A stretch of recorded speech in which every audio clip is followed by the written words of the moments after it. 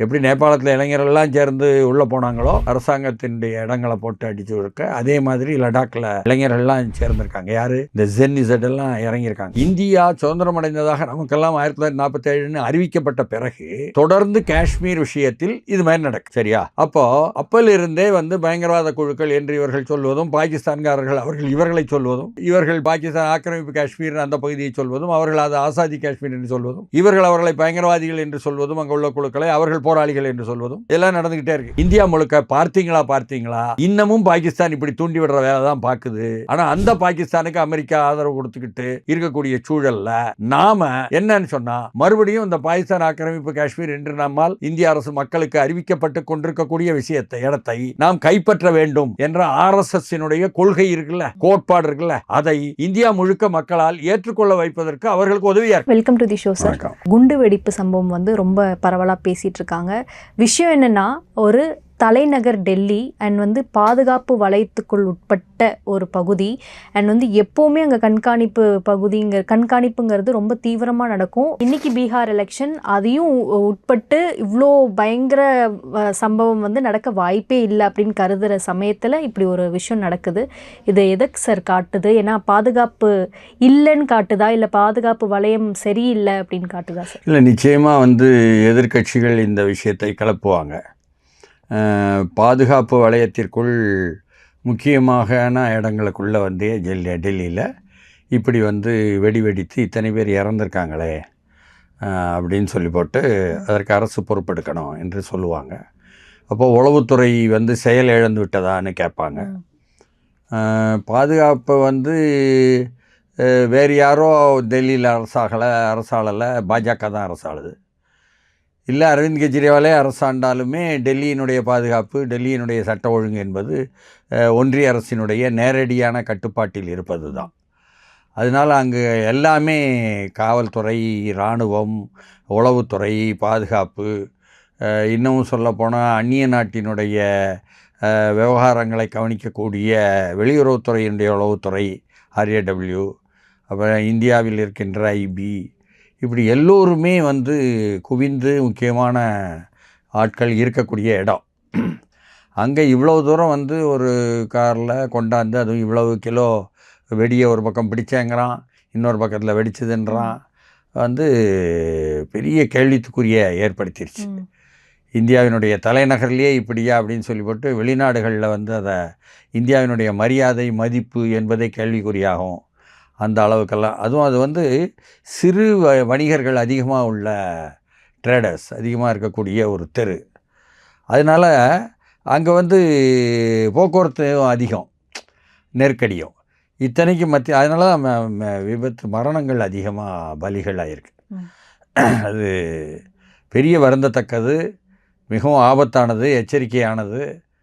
அதனால் இதற்கு பதில் சொல்லியே ஆகணும் அரசாங்கம் என்ற ஒரு நெருக்கடி உருவாகியிருப்பது உண்மைதான். இப்போது நேற்று வரை என்ன சொல்லிகிட்டு இருந்தாங்கன்னா, யார் என்னன்னு தெரியலை, நம்ம அவசரப்பட்டு எதுவும் கருத்து சொல்ல முடியாதுங்கிற நிலையில் இருந்தாங்க. இப்போது முதல்ல ஹரியானாவிலிருந்து வந்த சில வெடிகள் விபத்து இது கிடச்சிருக்கு என்பதாகவும் ஒரு முஸ்லீம் பெயரை சொன்னாங்க, எல்லாம் சொன்னாங்க. இப்போது உத்தரப்பிரதேசம் லக்னோவுன்னு சொல்கிறாங்களா. அப்போது முஸ்லீம் பெண் மருத்துவருங்கிறாங்க. அது நமக்கு தெரியல, அவங்க தானே ஆய்வு செய்து சொல்ல முடியும். ஏன்னா NIA இறங்கியிருக்கு. அப்படி இருக்கும் பொழுது அவர்களால் கண்டுபிடிக்க முடியும். இன்னமும் சொல்லப்போனால் பாகிஸ்தான் ஆக்கிரமிப்பு காஷ்மீர் என்பது இந்திய அரசுக்கு, ஆட்சியில் இருக்கக்கூடிய அரசாங்கத்திற்கும் சரி, அரசு இயந்திரத்திற்கும் சரி, NIAக்கும் சரி, RAWக்கும் சரி ஒரு குறி. இந்த பாகிஸ்தான் ஆக்கிரமிப்பு காஷ்மீர் இருக்க, இதை எப்படியும் தாக்கி அங்கே இருக்கக்கூடிய பாகிஸ்தானுடைய கட்டுப்பாட்டு என்பதை உடைத்து இந்தியாவுடன் சேர்க்க வேண்டும் என்பது இவர்களுடைய லட்சியம், இவருடைய கொள்கை முழக்கம். அது சமீபமாக ஓராண்டாக அதை சொல்லிக்கிட்டு இருக்காங்க. நாங்கள் பாகிஸ்தான் ஆக்கிரமிப்பு காஷ்மீரை ஆசாதி காஷ்மீர் என்று, அவர்கள் விடுதலை அடைந்த காஷ்மீர் என்று சொல்லி கொண்டிருப்பதை இங்கு ஜம்மு காஷ்மீருடன் சேர்க்காமல் விட மாட்டோம்.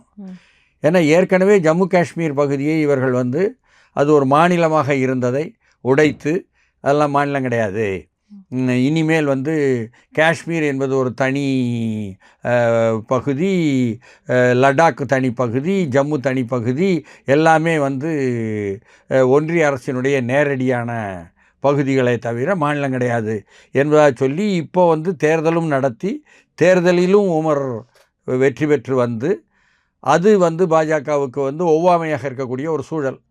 லடாக்கில் உள்ளவங்க என்ன செய்கிறாங்கன்னு சொன்னால், எங்களை அப்போ தனியாகவாவது ஒரு மாநிலமாக அறிவி, எங்களை வந்து வம்பு பண்ணாதான்னு சொல்லி போட்டு அங்கு வந்து ரொம்ப அமைதி வழி அறவழியில் போராடிய ஒருத்தரை தூக்கி சிறையில் போட்டு அவருக்கும் வந்து யுஏபிஏல அவருக்குமாக அங்கே மக்களெல்லாம் எந்திரிச்சு நின்று போராடுறாங்க. இளைஞரெல்லாம் எப்படி நேபாளத்தில் இளைஞரெல்லாம் சேர்ந்து உள்ளே போனாங்களோ அரசாங்கத்தினுடைய இடங்களை போட்டு அடித்து இருக்க, அதே மாதிரி லடாக்கில் இளைஞர்கள்லாம் சேர்ந்துருக்காங்க. யார்? இந்த ஜென்னிசெட்டெல்லாம் இறங்கியிருக்காங்க. அப்படி அவர் மங்கோலியர்கள், அவர்கள் வந்து காஷ்மீர் முஸ்லீமும் அல்ல. இந்த சூழலில்தான் இன்னமும் மாநில அந்தஸ்து கொடுக்கப்படாத ஒரு ஜம்மு காஷ்மீர் நிலைமையில் நாம் வந்து ஆக்கிரமிப்பு காஷ்மீரையும் இணைத்து கொண்டு ஒட்டுமொத்த காஷ்மீராக ஆக்குவதற்கான முயற்சியை இந்திய அரசு கொள்கை ரீதியாக, லட்சிய ரீதியாக, கோட்பாடு ரீதியாக, அறிவிப்பு ரீதியாக நடத்திக்கிட்டு இருக்கு. அதற்கு முக்கியமாக அங்கே வந்து இவர்கள் சுட்டி காட்டக்கூடிய பயங்கரவாத குழுக்கள் என்று சொல்வது, அல்லது அங்கே பாகிஸ்தான் ஆக்கிரமிப்பு காஷ்மீர் என்ற ஆசாதி காஷ்மீர் என்பது என்று அவர்கள் அழைக்கக்கூடிய காஷ்மீரில் உள்ளவங்க, ஆக்கிரமிப்பு பகுதியில் அந்த பாகிஸ்தான் பக்கத்தில் உள்ளவங்க வந்து லஷ்கர்-இ தொய்பா என்பது போராளி குழு, ஜெய்ஷே முகமது என்பது போராளி குழு என்று முக்கியமாக ரெண்டை சொல்லிகிட்டு இருக்காங்க. இது தவிர ஹிஸ்புல் முஜாஹிதீன்னு ஒன்று இருக்குன்னு வைங்களேன். இதெல்லாம் வந்து வேறு. அப்போது அதில் தான் இந்த லஷ்கர்-இ தொய்பாவினுடைய தலைவரை வந்து பிடித்தோம், அப்புறம் வந்து முன்னாள் வாஜ்பாய் காலத்தில் விட்டோம், மறுபடியும் என்ன கடத்தலுக்காக, அதற்கு பிறகு இப்போ அவரை குறிவைத்து தாக்குறோம் என்ற விஷயங்களை எல்லாம் இந்திய அரசு செய்தி கொடுத்துக்கிட்டே இருக்கும் நமக்கு. அது மட்டுமல்லாமல் ஒரு புல்வாமா தாக்குதல் நடந்து நம்ம ஊரில் உள்ள இராணுவ வீரர்கள், எல்லை பாதுகாப்படை இவங்கெல்லாம் வந்து 44 பேர் இறந்ததற்கு பதிலுக்கு நாங்கள் கொடுக்குறோம் சர்ஜிக்கல் ஸ்ட்ரைக்கு இதுக்கு பேர் என்பதாக சொல்லிவிட்டு அங்கே போய் அடித்தாங்க. ஏன் சார் இந்த பயங்கரவாத சம்பவங்கள் இந்தியாவில் வந்து தொடர்ந்து நடக்க காரணம் என்ன? ஏன்னா மோடி அவர்கள் வந்து சொன்னார், நான் வந்ததுக்கப்புறம் எந்த பயங்கரவாத சம்பவம் நிகழக்கூடாது, நான் அதுக்கு வந்து கட்டமைக்க போகிறேன் அப்படின்னு சொல்லியிருந்தார். உரி தாக்குதலிருந்து இப்போ நடந்த செங்கோட்டையில் தாக்குதல் நடத்தினாங்க, அது வரைக்குமே வந்து தொடர் தாக்குதல் வந்து நடத்திட்டே தான் இருக்காங்க. இதுக்கு வந்து நாங்கள் வந்து நான் ரஷ்யாவையே நான் வந்து நிறுத்திடுவேன், ரஷ்யா தாக்குதலே வந்து நான் அவங்களோட வாரையே நான் ஸ்டாப் பண்ண முயற்சி பண்ணுவேன் அப்படின்னு சொன்னவர் ஏன் இந்த அளவுக்கு வர்றதுக்கான உக்ரைன் போற சொல்கிறீங்க நீங்கள்? அதாவது நீங்கள் இப்போ சொன்னதிலிருந்தே நான் வந்த பிறகு நிறுத்தி விடுவேன் என்று சொன்னால் நான் வருவதற்கு முன்னால் இருந்ததுன்னு பொருள். சரிதானா? இந்தியா சுதந்திரம் அடைந்ததாக நமக்கெல்லாம் 1947 அறிவிக்கப்பட்ட பிறகு தொடர்ந்து காஷ்மீர் விஷயத்தில் இது மாதிரி நடக்கு. சரியா? அப்போலிருந்தே வந்து பயங்கரவாத குழுக்கள் என்று இவர்கள் சொல்வதும், பாகிஸ்தான்காரர்கள் அவர்கள் இவர்களை சொல்வதும், இவர்கள் பாகிஸ்தான் ஆக்கிரமிப்பு காஷ்மீர் அந்த பகுதியை சொல்வதும், அவர்கள் அது ஆசாதி காஷ்மீர் என்று சொல்வதும், இவர்கள் அவர்களை பயங்கரவாதிகள் என்று சொல்வதும், அங்கே உள்ள குழுக்களை அவர்கள் போராளிகள் என்று சொல்வதும் இதெல்லாம் நடந்துக்கிட்டே இருக்குது. இதில் குறிப்பாக வந்து காஷ்மீர்லேயே பார்த்தீங்கன்னு சொன்னாலும் அப்போ காஷ்மீரை மையப்படுத்தின்னு நீங்கள் புரிஞ்சுக்கணும். பிரச்சனையே என்னன்னு சொன்னால், ஒரு பயங்கரவாத குழு என்பது எப்படி சொல்வது, மனித உரிமை தளத்திலிருந்து சொன்னோம்னா அது வந்து நான் state as an actor of violation, வன்முறை செய்யக்கூடிய, மனித உரிமையை மீறல்களை செய்யக்கூடிய ஒரு அரசு சாரா சக்தி என்பதாக பயங்கரவாத குழுக்களை நாம் அழைக்கிறோம். ஒரு அரசு என்ன செய்யுது என்று கேட்டால், அரசு செய்வதற்கு பேர் அரசு பயங்கரவாதம்னு சொல்லிடுறாங்க. இது வந்து உலகம் முழுக்க உள்ள டெர்மினாலஜி, என்ன சொல்லாடல். இதில் அரசினுடைய பங்கும் இருக்கிறதா என்று கேட்கும் அளவுக்குத்தான் பாகிஸ்தான் அரசு இந்திய அரசை சொல்ல, இந்திய அரசு பாகிஸ்தான் அரசை சொல்ல என்று ஒன்று போய்கிட்டு இருக்கு. இது பெரிய அரசு பார்த்துக்கிடுங்க, இந்திய அரசு நம்ம அரசு. அவங்க சின்ன அரசு, என்ன சின்ன பெரிய என்பதிலையும் தாக்குதலையும் வந்து இருக்கும், பலம் வாய்ந்தவர்கள் குறைந்தவர்கள். இப்படி இருக்கும் பொழுது நாம் அது வாஜ்பாய் அரசாங்கமா, மோடி அரசாங்கமா, நேரு அரசாங்கம், இந்திரா காந்தி அரசாங்கமா, அல்லது மன்மோகன் சிங் அரசாங்கமா என்று பார்த்தால், ஒன்றுக்கு பேர் காங்கிரஸ்ன்னு சொல்கிறாங்க, ஒன்றுக்கு பேர் பாஜகன்னு சொல்கிறாங்க. ரெண்டுமே வந்து நம்ம தமிழ்நாட்டிற்கு திராவிட கட்சிகள் என்றதுக்கு சம்பந்தமில்லாத கட்சிகள் தான். இவர்கள் யார் அரசாங்கத்திற்கு வந்தாலும் இது தொடர்கிறது. அப்போ என்ன அர்த்தம்? இந்த காஷ்மீர் இஷ்யூ தீராமல் தொடர்கிறது இல்லையா? அப்போ இந்த காஷ்மீர் இஷ்யூண்டியே நீங்கள் ஆரம்ப காலத்தை பார்த்தீங்கன்னு சொன்னாலும், இப்போ ஏன்னு சொன்னால் இப்போ பாகிஸ்தான்காரங்கன்னு சொல்லியாச்சு, ஜெய்ஷே முகமது தான் என்று சொன்னால் பாகிஸ்தான்காரங்கன்னு சொல்லியாச்சு. ஆனால் பாகிஸ்தான்காரங்க என்ன பண்ணாங்க, இந்தியாக்காரங்க என்ன பண்ணாங்க? இந்தியா 1947 ஆகஸ்ட் 15 சுதந்திரம் அடைஞ்சதா நமக்கெல்லாம் பாடப்புத்தகத்தில் சொல்லி கொடுத்தாங்க இல்லையா? அதெல்லாம் பிறகு தான் பிறந்தவங்க என்பதனால நமக்கு பாடப்புத்தகத்தில் சொல்லி கொடுத்தாங்கங்கிற உண்மையை தான் சொல்லி ஆகணும். பாடப்புத்தகத்தில் சொல்லி கொடுத்ததெல்லாம் சரியா தப்பா என்ற விவாதத்துக்கு போகல. நான் என்ன உண்மையா பொய்யா அந்த விவாதத்துக்கும் போகல, அது தனி ஆராய்ச்சி. காஷ்மீர் என்ற அந்த ஜம்மு காஷ்மீர் இருக்க, அது இந்தியா சுதந்திரம் அடையும் பொழுது இல்லை. இதுதான் எல்லோரும் புதுசாக புரிஞ்சுக்கிட வேண்டியது. அதாவது ஜம்மு காஷ்மீர் தான் இந்தியாவுக்கு தலை என்பதாக ஆர்எஸ்எஸ் எல்லாம் நமக்கு சொல்லி கொடுத்துட்ருக்காங்க ஒரு பக்கத்தில். ஆனால் ஜம்மு காஷ்மீர் என்ற ஒரு பகுதி இந்தியாவினுடைய சுதந்திரம் வாங்கிவிட்டோம் என்று இவங்க சொன்னாங்களே. ஜின்னா தலைமையில் அங்கே பாகிஸ்தானை தனியாக பிரித்து கொடுத்தாச்சு, இங்கே இந்தியை பிரித்து கொடுத்தாச்சு. இப்போ பிரிட்டிஷ்காரன் என்னமோ இந்த தாட்டையாங் குரங்கு வந்து ஆப்பத்தை பிச்சு கொடுக்குற மாதிரி பிச்சு கொடுத்துட்டான் பிரிட்டிஷ்காரன் என்பதெல்லாம் நமக்கு சொல்லிக் கொடுக்கும் பொழுது ஜம்மு காஷ்மீர் இல்லை. அப்போ இல்லாதது பிறகு எப்படி வந்துச்சு எங்கன்னு கேட்டால், அங்கே ஒரு இந்து அரசர் ஆள்றாரு, கணிசமாக முஸ்லீம் பெரும்பான்மை இருக்காங்க. ஆனாலும் கூட அவர்களுக்குள் நல்ல ஒரு தானே இருந்திருக்கு இல்லையா? அப்படி தானே பொருள். சரி, அப்போ இவர்கள் வந்து பாகிஸ்தான் அங்கேருந்து நெருக்கடி கொடுக்குது. முஜாஹிதீன் வச்சுவோம், நாங்கள் வந்து மிரட்டுவோம், எங்களுக்கு வேணும் அந்த இடம். அப்போ இந்து மன்னர் என்ன பண்ணுறாரு, வேறு வழி இல்லாமல் நேருட்ட வந்து, ஐயா உங்கள்கிட்ட சரணடைகிறோம், நீங்கள் வந்து இதை வந்து இந்த பகுதியை நீங்கள் இந்தியா கூட சேர்த்துக்கிடுங்க. ஆனால் பாருங்கள் நிபந்தனை, நாங்கள் வந்து உங்கள் கூட நிரந்தரமாக இருப்பது என்பது இல்லை, எங்களுக்கும் தனியான சுதந்திரம் தனியான விஷயமெல்லாம் இருக்குது, சுயாட்சி என்பதாகலாம் இருக்குது. அதனால் எங்களை எங்கள் பகுதியில் எங்கள் நிலங்களை எங்களை ஆள விடுங்கள், நீங்கள் வந்து இங்கே வந்து ஆக்கிரமிப்பு அல்லது நிலத்தை வாங்குதல் இந்த மாதிரி விளையாட்டுலாம் வேண்டாம். அப்போ சரி, அப்போ அரசியல் சட்டத்தில் அது ஒன்று சேர்த்துக்கிட்டுறோம் 370 அப்படின்னு சொல்லிவிட்டு ஒன்று சேர்த்து இவங்க பண்ணாங்க. இப்படித்தான் நிபந்தனையின் அடிப்படையில் கொடுக்கப்பட்ட இடம். அப்படி உள்ளதைத்தான் துண்டு துண்டாக பிரித்து என்ன ஒன்றிய அரசுடைய நேரடியான கட்டுப்பாட்டில் கொண்டு வரணும் என்பதை கொண்டாடுறாருன்னு சொன்னால், சில ஆண்டுகளுக்கு முன்னால் அமித்ஷா இதை வந்து மாநிலங்களவையில் கொண்டாடுறாரு. காலையிலேருந்து நைட்டு வரை 9 மணி நேரம் விவாதம்ங்க. நான்லாம் ஒரு தொலைக்காட்சியில் பணியாற்றி இருக்கும்போது இந்த தொலைக்காட்சியில் 9 மணி நேரமும் நான் உட்காந்துருந்தேன் அந்த விவாதத்தில். ஏன்னா கொஞ்சம் தெரியுங்கிறதுனால. என்ன பிரச்சனைன்னு சொன்னால், அந்த நேரத்திலேயே இப்படி செய்யும் பொழுது அங்கே பண்டிட்கள்னு இருக்காங்க. ஜவஹர்லால் நேரு அவர் வந்து இந்திரா காந்தி, ராஜீவ் காந்தி, ராகுல் காந்தி, இப்படி ஒரு வகையரா வந்து இந்தியாவை தொடர்ந்து ஆழ்வாங்கல்ல. உடனே மன்னராட்சியான்னு கேட்டிங்கன்னு சொன்னால் அதுக்கு பேர் அதுதான்னா அதுவாக இருக்கட்டும், என்ன சரிதானா? என்ன அவர்களுடைய குடும்ப வாரிசு சொத்தாக. ஏன்னா வந்து என்ன கேலியாக சொல்லுவாங்கன்னா, நேரு அலகாபாத்தில் அவர் அப்படியே ஆனந்த மாளிகையவே இந்தியாவுக்கு எடுத்து கொடுத்தாரு அரசுக்குன்னு.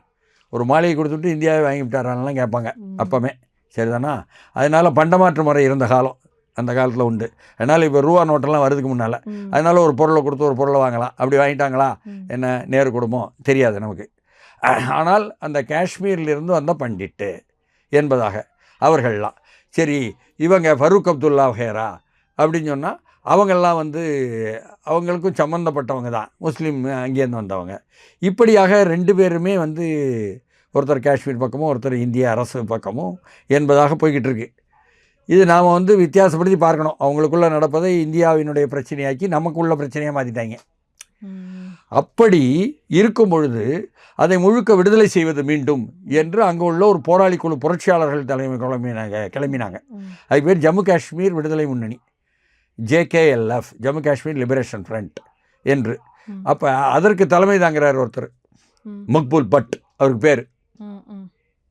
அப்போ அவர் வந்து ஒரு சோசலிச ஜனநாயகத்தை தான் நாங்கள் ஏற்படுத்த போகிறோம், காஷ்மீரை விடுதலை செய்து அதற்காக ஆயுதம் தாங்கிய போராட்டத்தில் ஈடுபடுகிறோம், நாங்கள் பேச்சுவார்த்தைக்கு வருகிறோம் இந்திய அரசுடன் என்பதெல்லாம் சொன்னவங்க.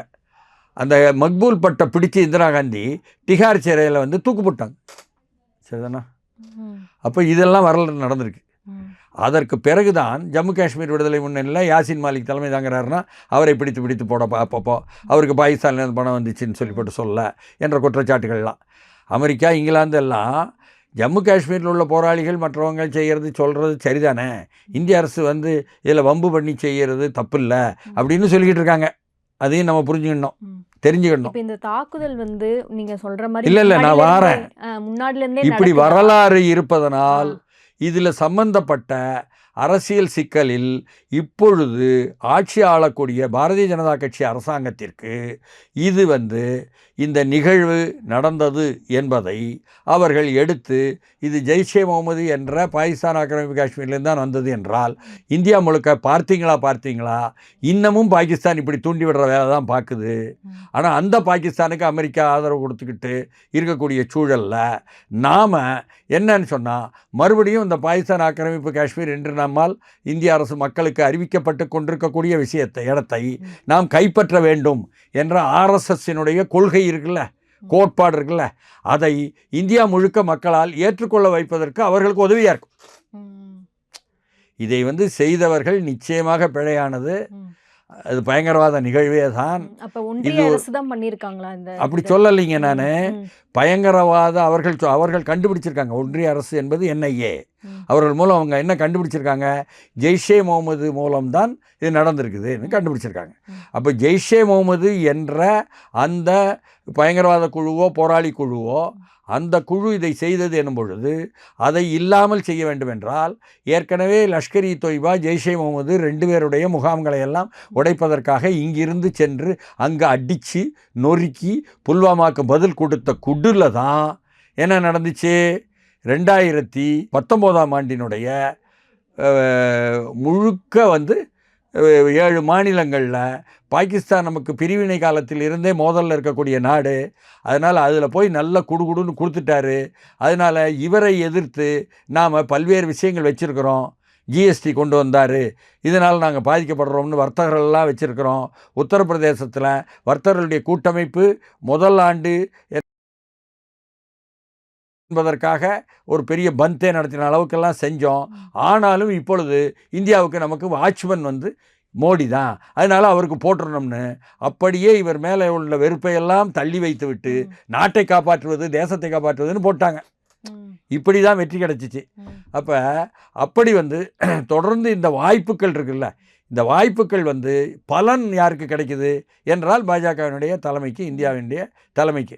அதே போல் இப்பொழுதும் கூட இவர்கள் சொல்லக்கூடிய கொள்கையான ஜெய்ஷே முகமது, லஷ்கர்-இ தொய்பா இவர்கள் இருக்கக்கூடிய மண்ணான நிலமான பாகிஸ்தான் ஆக்கிரமிப்பு காஷ்மீர் என்று இந்திய அரசாலும் ஆசாதி காஷ்மீர், விடுதலை பெற்ற காஷ்மீர் என்று பாகிஸ்தான் அரசாலும் சொல்லப்படக்கூடிய அந்த நிலம், அந்த பூமி அதை பாகிஸ்தான் வந்து திரும்ப பெற வேண்டும், சரிதான், அதனால் ஒரு போரை நடத்துங்க என்று நீங்கள் சொன்னீங்களே.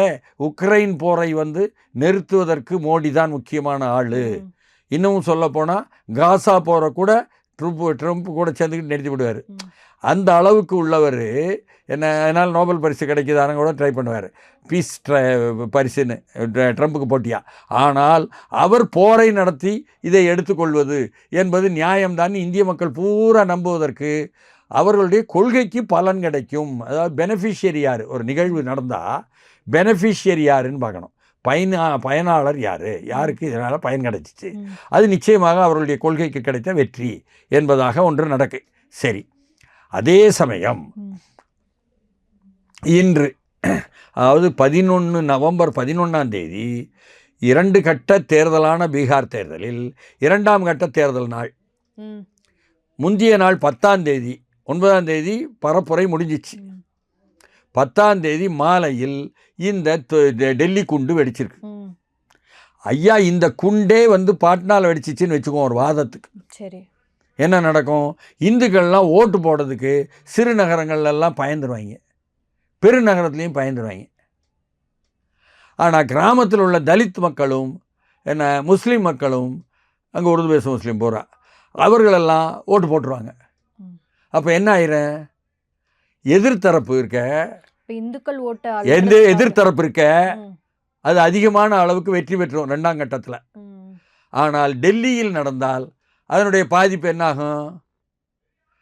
இந்துக்கள், முஸ்லீம்களில் அமைதி விரும்புபவர்கள், தலித் மக்கள் எல்லோருடைய வாக்குகளும் பாஜக கூட்டணியை நோக்கி போகும். சரிதானா? அப்போ அதுலேயும் கூட இது எப்படி நடந்திருந்தாலும், யார் நடத்தியிருந்தாலும், பயங்கரவாதிகள் தான் நடத்தியிருந்தாலும் என்ன, அப்போ பலன் மறுபடியும் பாஜக கிடைக்கும். அப்போது உங்களுடைய ஒரு வெளிநாட்டு கொள்கையிலும் பலன் கிடைக்கும், உள்நாட்டு தேர்தலிலும் பலன் கிடைக்கும். இப்படி தான் புல்வாமாவை ஒட்டி, சர்ஜிக்கல் ஸ்ட்ரைக்கை ஒட்டி பலன் பெற்று ஆட்சி அதிகாரத்தில் உட்கார்ந்தாங்க. சரிதானா? அதனால் பலன் பெறுபவர்கள் என்பவர்களுடைய பங்கு என்ன என்பதை எதிர்க்கட்சிகள் கேட்பாங்க. ஏன்னா பாஜகவுக்கு எதிர்க்கிறாங்க, ராகுல், தேஜஸ்வி இவங்க எதிர்ப்பாங்க. ஏன்னா அவங்க கேட்பாங்க. இப்படி மாறி மாறி கேட்பாங்க. நமக்கு தான் புரியாமல் குழம்புறதெல்லாம் நாம தான். இப்படி கேட்கும் பொழுது ஓஹோ இப்படிலாம் இருக்கா, இப்படிலாம் இருக்கா என்று தெரிந்து கொள்வது தான் நம்ம வேலை. இதிலிருந்து முடிவுக்கு வர முடியாது. ஏன்னா இந்திய துணைக்கண்டத்தில் ஏற்கனவே பாராளுமன்றம் தாக்கப்பட்டது. மும்பையில் ஒரு தாக்குதல் நடத்தப்பட்டது. அப்போ தாக்குதல் நடக்கும் பொழுதுலாம் ஒரு ஐஏஎஸ் அதிகாரி சொல்கிறாரு மேலே, இது திட்டமிட்டு அரசே செஞ்சது தான்ட்டு. அப்போ காங்கிரஸ் ஆட்சி, சரிதானா, மன்மோகன் சிங் ஆட்சி காலத்தில். அப்போ அந்த 2008 ஒன்று, 2005 ஏதோ ஒன்று அதுமாரி நடந்ததுன்னு வைங்களேன். 2014 முன்னால், மோடி வரதுக்கு முன்னால். அப்போ காங்கிரஸ் ஆண்டாலும் பாஜக ஆண்டாலும் அரசு இயந்திரம் தான் ஆளுதுன்னு அர்த்தம். இவங்க அரசாங்கம், தேர்ந்தெடுக்கப்பட்ட மக்களுடைய பிரதிநிதிகள் கொண்ட நாடாளுமன்றம், அமைச்சரவை எல்லாம் அரசாங்கம். அரசு இயந்திரம் என்பது இங்கே இருக்கின்ற அரசியல் சட்டம், அதை அமுலாக்கக்கூடிய நீதிமன்றம், அதை செயல்படுத்தக்கூடிய பியூரோக்ரசி, அதிகார வர்க்கம். அந்த அதிகார வர்க்கத்தில் ஐஏஎஸ் போன்றவர்கள், ஐஎஃப்எஸ் போன்ற ஃபாரின் செக்ரட்டரிஸ், அதே போல் ஐபிஎஸ் போன்ற போலீஸ் அதிகாரிகள், அதுக்கப்புறம் இராணுவம், துணை இராணுவம், இதெல்லாம் அரசு இயந்திரம். இந்த அரசு இயந்திரம் தான் ஆளும் எப்போவுமே. சரிதானாங்களா? அப்போ அவர்களை பொறுத்தவரை என்ன திட்டமிடுகிறார்கள், அதில் தான் உங்களுக்கு உளவுத்துறை, வெளிவிவகாரத்துறையினுடைய உளவுத்துறை RAW வந்துடும், உள்துறையினுடைய IB வந்துடும். அதற்கப்புறம் இப்போ எல்லோராலும் இயக்கப்படுகின்ற முக்கியமான எல்லாத்தையும் இணைச்சி போடக்கூடிய NIA என்பதாக இன்வெஸ்டிகேஷன் ஏஜென்சி வந்துடும். அவர்கள் UAPA அப்ளை பண்ணுவாங்க எல்லாமே. அதனால தான் முன்னோடிகளுக்கு, மனித உரிமை ஆர்வலர்களுக்கு அதனால் பாதிப்பு வருதுன்னு அவங்க சொல்லுவாங்க. இதெல்லாம் ஒரு பக்கம். இதில் அவர்களுடைய ஃப்ளாவா விட்டுட்டாங்களா என்ற கேள்விகளும் எழாமல் இருக்காது. ஏன்னு கேட்டால், நீங்கள் முதல்ல தொடங்கின மாதிரி இது ஒரு பாதுகாப்பு வளையத்திற்குள் இருக்கின்ற இடத்திற்குள்ளேயே நடக்குமா? ஆமாம். புல்வாமா நடந்து 44 பேர் உயிர் கொண்டோது நம்ம போர் வீரர்கள், அப்பொழுதும் அப்படி தான் வந்துச்சு. இது எப்படி நடக்கும்? அப்போ உளவுத்துறையினுடைய தவறா அல்லது அதை அனுமதிச்சாங்களா? பாராளுமன்றம் தாக்கப்பட்டது என்று சொல்லும் பொழுது அதற்கும் இப்படியா? அதில் ஒருத்தர் காஷ்மீர்லேருந்து இங்கே இப்படிப்பட்ட அவருக்கும் தூக்கு போட்டாங்களே ரொம்ப நாள் கழித்து. அவரும் நான் முன்னால் இருந்தேன் JKLFல, பிறகு வெளியே வந்துட்டேன், அதுக்கப்புறம் CRPF கேம்பில் தான் இருந்தேன், அங்கேருந்து அவங்க தான் அங்கே போச்சோன்னாங்க டெல்லிக்கு என்றெல்லாம் சொன்னார். இதுவும் நமக்கு நினைவுக்கு வருது. எல்லாமே ஊடகங்கள் அப்பப்போ வருது, நம்ம மறந்துடுதோம் சௌரியமாக. ஆனால் யாவும் வருது, எங்களை மாதிரி ஆட்களுக்கு நினைவு இருக்குது. அதே மாதிரி மும்பை தாக்குதல், அப்போ அதற்கும் அமெரிக்காவுக்கும் சம்மந்தம் இருக்கா? அங்கிருந்து தானே 2 பேர் வந்தாங்க, ராணாவும் சித்திக்கும். லஷ்கர்-இ தொய்பாலையும் ஒரு பக்கம் சிங்கிள் ஏஜெண்ட்டை டபுள் ஏஜெண்ட் ஆகிட்டானே, இதெல்லாம் வந்தது. புரியுதுங்களா? அப்போ ஒவ்வொரு தாக்குதலுக்கும் இந்த மாதிரி திட்டமிடுவது என்பது அந்த பயங்கரவாத குழுக்கள் என்று அறிவிக்கப்படும் போராளி குழுக்கள் என்று தங்களை சொல்லிக்கொள்ளும் அந்த குழுக்களுடைய திட்டமிடல் இருக்கலாம். அரசு பயங்கரவாதத்தை கட்டவிழ்த்து விடக்கூடிய அரசு தரப்பிலிருந்து உள்ள உளவுத்துறையும் செய்யலாம். பலுஜிஸ்தான் என்ற பாகிஸ்தானுடைய ஒரு பகுதியினுடைய விடுதலை பகுதிக்காக இந்தியாவில் இருந்து தான் இராணுவ RAW மூலமாக ஆயுதம் கொடுக்குறான்னு பாகிஸ்தான் குற்றம் சாட்டுது நம்ம நாட்டை. அப்போ நம்ம நாட்டை குற்றம் சொல்லலாமா என்று நமக்கு தேசபக்தி பற்றி எரியுது உண்மை. ஆனாலும் உண்மை இருக்கா என்று நாம் எல்லாத்தையும் பார்க்க வேண்டிய அளவுக்கு இன்றைக்கு சூழல் வந்திருக்கு. அப்போது உள்நாட்டில் தேர்தலில் எப்படி நிலைமை இருக்குன்னா, நெக் டு நெக்குங்கிறான். அதாவது பீகார் தேர்தலில், முதல் கட்ட தேர்தலில் அப்படி இருந்துச்சு, ஆனாலும் பாஜக கொஞ்சம் முன்னே போயிடும் போல் இருக்குன்னாங்க. அடுத்து 2வது கட்ட தேர்தலில் இன்னமும் சந்தேகம் இருக்குது பாஜகக்குன்னாங்க. போயிடக்கூடாது, பீகார் போச்சுன்னு சொன்னால் எல்லாம் போயிருமேங்க. பீகார் வந்தாலுமே அதற்கப்புறம் நிதிஷ்குமாரை கொண்டு வந்து என்ன ஒரு ஆரோக்கியமாக உட்கார வைப்பாங்களா முதலமைச்சரான்னு பாஜக பக்கம் என்ன திட்டம் இருக்குதுன்னு நமக்கு தெரியாது, அது அப்புறம் உள்ள கதை. இப்படி இருக்கும் நேரத்தில் இது நடந்ததனால் பலன் கிடைக்குமானால் அதற்கு பலன் கிடைப்பதற்காக உள்ளவர்களுக்கும் சம்பந்தம் இருக்கா? அப்போ செய்தவர்கள் யார் என்பதெல்லாம் இது போன்ற ஒவ்வொரு தாக்குதலுக்கும் 1000 பிரச்சனைகள் இருக்குது. இது எல்லாத்தையுமே நாம் வந்து பார்க்க வேண்டி இருக்குது. ஆனாலும் அடிப்படையில் எப்போ ஜெய்ஷே முகமதுன்னு சொல்லப்பட்டுருச்சோ, குற்றம் சாட்டப்பட்டுருச்சோ, நாம் வந்து நம்புகிறோம். நம்முடைய ஒன்றிய அரசினுடைய இந்த உளவுத்துறையினுடைய ஆய்வுகளை வந்து முழுக்கவே நம்பித்தான் நம்ம அதன் மீது பேச முடியும். அப்படித்தான் நம்ம பேசுகிறோம். ஏன்னா இந்தியாவில் இருக்கின்ற சிபிஐ என்றது ஒன்றிய அரசிலிருந்து வருதுன்னு சொன்னால் அது சுயேட்சையானது நம்புகிறோம். தேர்தல் ஆணையம் என்று சொன்னால் அது சுயேட்சையானது நம்ம நம்புகிறோம். என்ஐஏ சுயேட்சையானது நம்புகிறோம். அவர்கள் அதனால் எடுத்து சொல்லக்கூடியதிலிருந்து தான் நாம் வந்து ஓஹோ எல்லாம் ஏன்னா நமக்கு என்ன தெரியும், கண்டுபிடிச்சிருக்காங்க. ஆனால் இந்த தாக்குதலில் ஒரு டிஃப்ரெண்ட்டாக வந்து டாக்டர் சம்மந்தப்பட்டிருக்காங்களே சார். ஏன்னா இதுக்கு முன்னாடி நடந்த சம்பவங்கள் எல்லாம் வந்துட்டு வெவ்வேறு இதுலேருந்து வருவாங்க. ஆனால் இதில் வந்து ஒரு திருப்பு முனைய ஒரு டாக்டரா அதெல்லாம் ஒன்றும் கிடையாதுங்க. டாக்டரா இன்ஜினியரா பெண்ணா என்பதெல்லாம் ஒன்றும் கிடையாதுங்க. என்ன அவர்கள் இந்த மதத்தை சேர்ந்தவர்கள், அதனால் அவர்கள் அடிப்படைவாதியாக இது தொடர்பு வைத்திருந்தார்கள் என்று சொல்லலாம். இன்னும் சொல்ல போனால் சமீபத்தில் யாரோ பாகிஸ்தானிலிருந்து பணத்தை வாங்கிட்டு எல்லா விஷயங்களும் சொல்லி கொடுத்தாங்கன்னு யாருன்னு சொன்னால் ஒரு பிரபல யூடியூபராக பிடிபட்டாங்க. அவங்க வந்து நான் முஸ்லீம், அப்படி பார்த்தா இந்து. அதனால் பயங்கரவாதத்திற்கு மதம் கிடையாது என்பதை நமது மோடியும் நமது அமித்ஷாவும் ஆர்எஸ்எஸ் இந்திய தலைவர் மோகன் பகவத்தும் கூட அப்பப்போ சொல்லுவாங்க, பயங்கரவாதத்திற்கு மதம் கிடையாது. அதனால் இதில் மதம் பிரச்சனை என்பதாக இல்லை. மதம் சம்பந்தப்பட்டது யாராவது பிடிபட்டிருக்கலாம், அந்த மதத்தில் உள்ளவங்க, அது கூட பிரச்சனை இல்லை. இது காஷ்மீர் சம்பந்தப்பட்டது என்பதை இந்திய அரசு அறிவித்திருக்கிறது. ஜெய்ஷே முகமதை சொல்லும் பொழுது காஷ்மீர் சம்பந்தப்பட்டது. காஷ்மீர் என்பது ஒரு தேசிய இனத்தினுடைய சுயநிர்ணய உரிமைக்காக முஸ்லிம்களா அல்லது இந்துக்களா பண்டிட்டுகளா எல்லோரையும் சேர்த்து நாங்கள் வந்து தேசிய இனம் என்பதாக பார்க்க வேண்டும். காஷ்மீர் பிரச்சனை நம்மளால் எப்படி பார்க்குறேன், முஸ்லீம் பிரச்சனை பார்க்குறேன். அது முஸ்லீம் பிரச்சனையே அல்ல, அது ஒரு தேசிய இனத்தினுடைய ஒரு வட்டாரத்தினுடைய அந்த தேசிய இனம் வாழ்ந்த இடம் வரலாறு என்பதை கொண்ட பிரச்சனை. அதனால் அவர்களுக்கு கொடுக்கப்பட்டிருந்த உரிமை அது பறிக்கப்பட்டது என்பது நிகழ்வு. ஏன் இது தேர்தல் சமயத்தில் நடக்கணும்?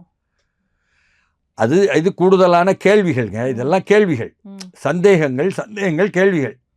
ஆனால் நான் சொல்வது காஷ்மீர் சம்மந்தப்பட்டதுன்னு எப்போ சொல்கிறீங்களோ அப்பொழுது அது வந்து நிரந்தரமாக உங்களுக்கு இருக்கிற துருப்புச்சீட்டு. அதை வைத்து கொண்டு நல்லதும் செய்யலாம், ஒரு துருப்புச்சீட்டை கையில் வைத்திருப்பவரை பொறுத்தது. கெட்டதும் செய்யலாம், நல்லது நாட்டுக்கும் செய்யலாம்.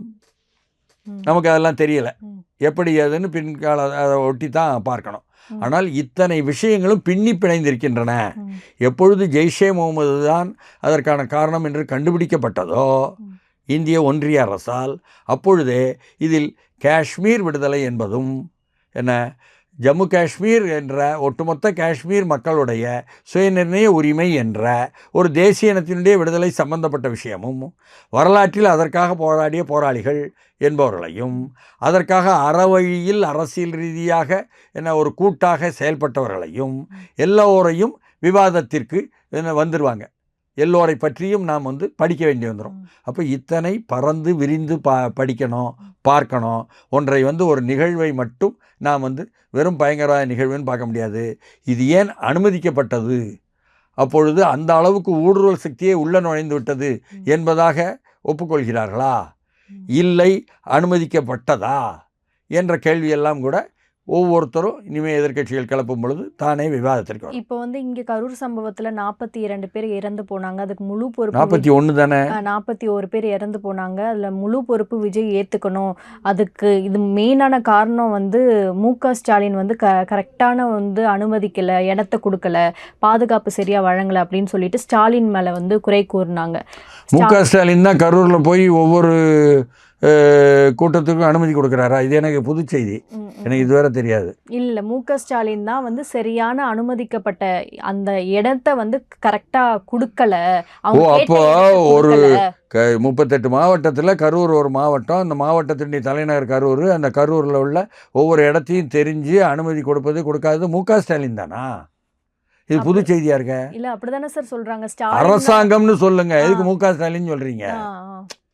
அவர் என்ன செய்வார் பாவம்?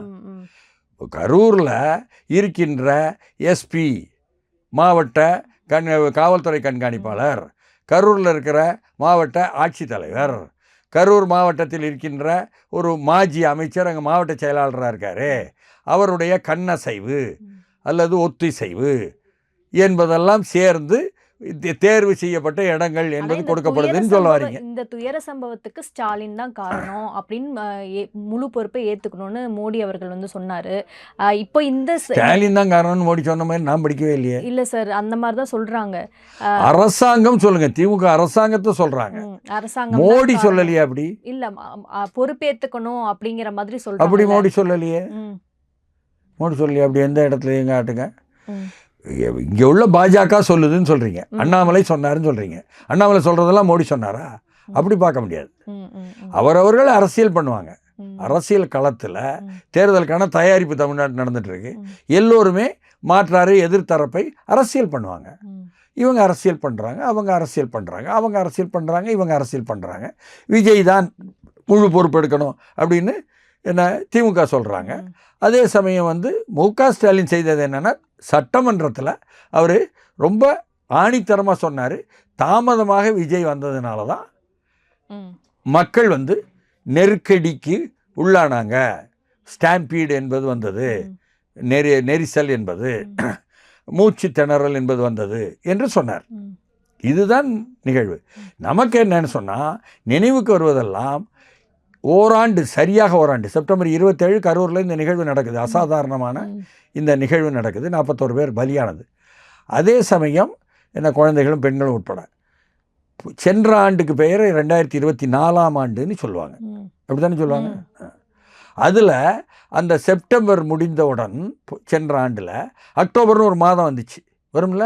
கண்டிப்பாக வரும். அப்போ 6ஆம் தேதின்னு ஒரு தேதியும் வந்துச்சு. சென்னைன்னு ஒன்று தான் அப்பொழுதும் தமிழ்நாட்டின் தலைநகராக இருந்தது. அதுதானே இருந்தது. சென்னையில் ஒன்றிய அரசினுடைய என்ன விமான சாகசங்கள் என்பதாக வானத்தில் அப்படியே நடத்தினாங்க, காமிச்சாங்களா? அதை ஒரு வாரமாக நடத்த போகிறோம், வாங்க வாங்க பாருங்க அப்படின்னு மார்தட்டி ஒன்றிய அரசும் மாநில அரசும் சேர்ந்து பரப்புரை செய்தாங்களா? அதற்கு முழு பாதுகாப்பும் போட்டு அதில் முதலமைச்சருடைய குடும்பத்துடன் வந்து என்ன சென்னை மெரினாவில் அமர்ந்து மிக அழகாக, மிக சிறப்பாக, அமைதியாக பார்த்து ரசித்தாங்களா? லட்சக்கணக்கான மக்களும் திரண்டு அதே போல் ரசித்தாங்களா? அதற்கு பிறகு என்ன மெரினா பக்கத்தில், இங்கே வந்து லைட் ஹவுஸ் பக்கத்தில் ஒரு வழி சென்னையில் இந்த பக்கம் வெளியே போக இருக்குது. எது? உள் கடற்கரை சாலையில் இருந்து என்ன வெளியே போக வழி இருக்குது. அந்த பக்கம் உழைப்பாளர் சிலை பக்கம் போவதற்கு ஒரு வழி இருக்குது. சரிதானா? அப்போ அந்த நேரத்தில் என்ன நடந்தது? முதலமைச்சர் குடும்பத்தை நிச்சயமாக பாதுகாப்பாக கொண்டு விட வேண்டும் என்ற மிகவும் பொறுப்பான ஒரு வேலையை அழகாகவும் அருமையாகவும் செய்து முடித்தது சென்னை காவல்துறை. இங்கே இந்த பக்கம் அதற்கு பிறகு எல்லாம் முடிஞ்ச பிறகு போனவங்களில் 5 பேர் பலியானார்களே, அந்த 5 பேர் இறந்து போனார்களே, அவர்களை பற்றிய பெயர்களுடன் படங்களுடன் அவர்களுடைய வீட்டு குடும்பத்தினுடைய நேர்காணல்கள்லாம் வெளியே வந்ததா? ஊடகங்கள் ஒத்துழைத்ததா? பெரிதுபடுத்தியதா? அப்போ ஊடகங்கள்லாம் என்ன செய்கின்றது? தலைநகர் சென்னை ஏன் இறந்தார்கள்னு கேட்கும் பொழுது அவர்களும் டீஹைட்ரேஷன் என்பதனால்தான் என்ன முக்கியமாக அவர்களுக்கு போதுமான அளவு என்ன அந்த நீர் பிடிப்பு கிடைக்கவில்லை என்ன உடலில் என்பது ஒரு காரணமாக சொல்லப்பட்டதா?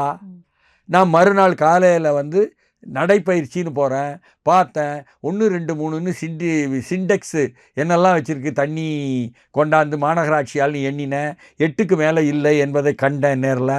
அப்போ போதுமான அளவு தண்ணீரை கொண்டு வந்து பெரிய பெரிய சிண்டெக்ஸுகளில் வைக்கவில்லையா என்ற வினவினேன். அங்கே சிறுகடை வியாபாரிகள்கிட்ட வினவினா எங்களுக்கு நிறைய என்ன வாட்டர் பாட்டில் விற்றுச்சு, பல்லாயிரக்கணக்கான ரூபாய் என்ன லாபம் வரும் அளவுக்குன்னு அவங்க சொன்னாங்க. அதற்கு பிறகு ஒரு பக்கத்தை அடைத்து விட்டு ஒரு பக்கம் மட்டும்தான் திறந்து விட்டார்கள் என்ற செய்தியும் சொன்னாங்க.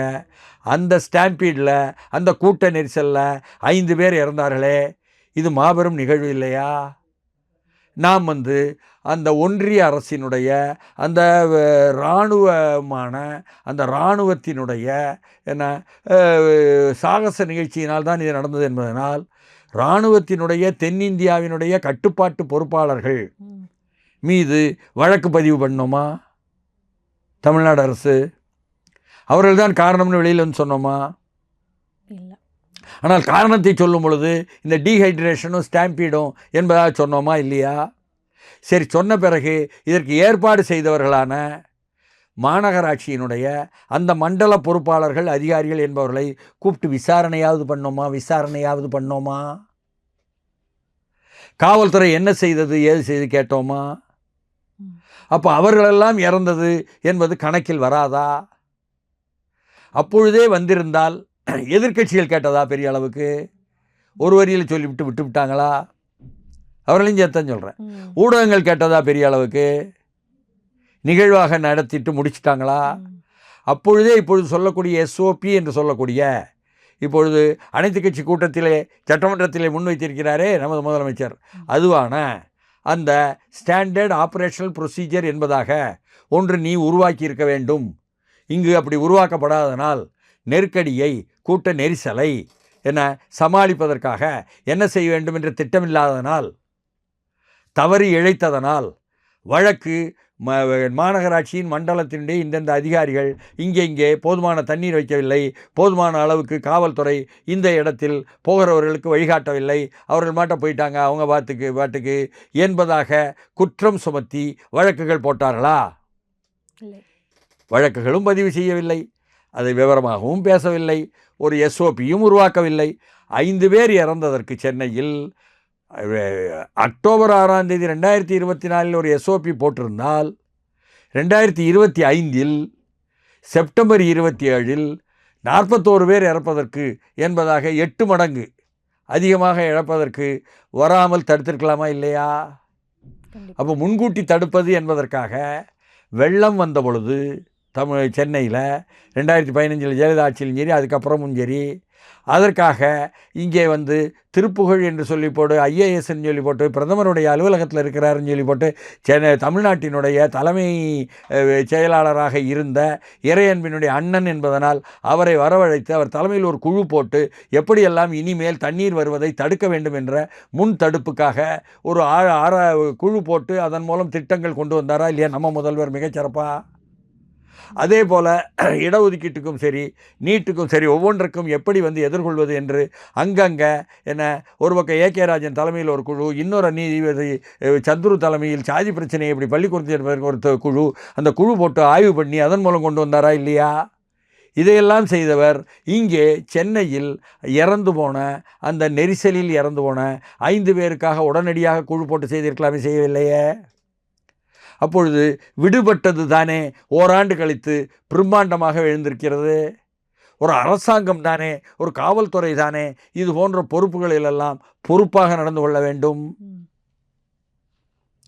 அதே போல தான் ஒன்றிய அரசினுடைய அந்த வெடி விபத்து என்று சொன்னால் பொறுப்பாக நடந்தாங்களா, பொறுப்பற்று நடந்தாங்களா, பொறுப்பில் உள்ளவங்க என்று ஒன்றிய அரசை பார்த்து கேள்வி நிற்கி.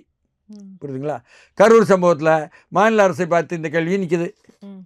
எது எப்படியோ நாம் கேள்விதான் கேட்க முடியுமே தவிர நமக்கு பதில்கள் கையில் இருக்கும் அளவுக்கு நம்மிடம் அதற்கான ஆயுதங்கள் இல்லை. அதெல்லாம் அரசு இயந்திரம் கையில் தான் இருக்கிறது. அதனால இப்பொழுது சிபிஐ விசாரணைன்னு ஒன்று இருக்குது, அதை கவனிப்பதற்கு எஸ்ஐடின்னு ஒன்று போட்டிருக்கு, இவ்வளோ உச்சநீதிமன்றம் போட்டிருக்கு. அந்த விசாரணையில் வெளியே வரும்பொழுது தான் நமக்கே விளங்கும். டெல்லி குண்டுவெடிப்பு சம்பவம் இன்னும் யாரெல்லாம் உள்ளுக்குள்ளே இருக்கிறாங்க, இன்னும் எந்தெந்த அமைப்பெல்லாம் இதில் இன்வால்வ்மெண்ட்டில் இருக்குது அப்படிங்கிறது போக போக நம்மளுக்கு தெரிய வரும் சார். இன்றைக்கி நிகழ்ச்சியில் இணைந்தமைக்கு நன்றி சார். வணக்கம்.